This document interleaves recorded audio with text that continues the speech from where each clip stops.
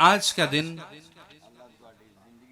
سیدنا عبدالمطلب علیہ السلام، سیدنا عبداللہ علیہ السلام، سیدنا امیر حمزہ علیہ السلام، سیدنا عباس علیہ السلام اور سیدنا ابو طالب علیہ السلام اور سیدہ آمنہ سلام اللہ علیہ تعالی اور جناب سیدہ فاطمہ بنت اسعد سلام اللہ علیہ تعالی آپ کی بارگاہ میں ہدیہ صلاۃ و سلام اور مبارکباد پیش کرنے کا دن ہے، کیونکہ اصول دنیا یہ ہے، دنیا کا اصول یہ ہے کہ جب کسی کے گھر بیٹا پیدا ہوتا ہے تو لوگ اس کے آبا کو، اس کے اجداد کو، اس کے چچاؤں کو، اس کی ماں کو، اس کی پھپھیوں کو مبارک دیتے ہیں۔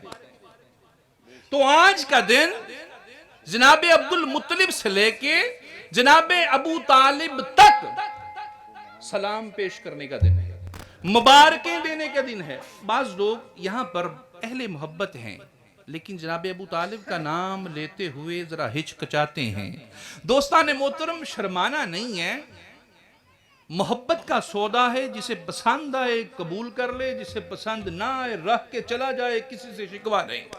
کون ابو طالب؟ قرآن کی ایک آیت کے تحت صرف چھوٹی سی عرض کرنا چاہتا ہوں۔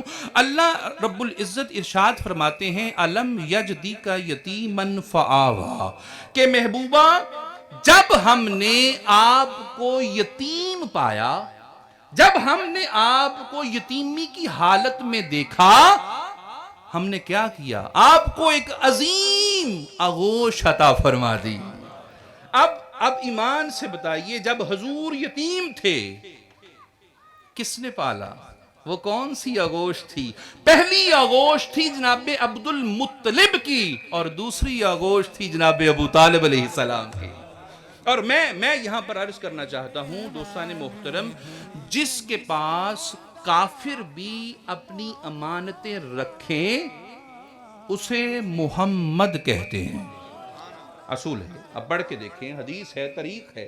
جس کے پاس کافر بھی اپنی امانتیں رکھیں اسے محمد کہتے ہیں، اور جس کے پاس اللہ اپنی پاک امانت رکھے اسے ابو طالب کہتے ہیں۔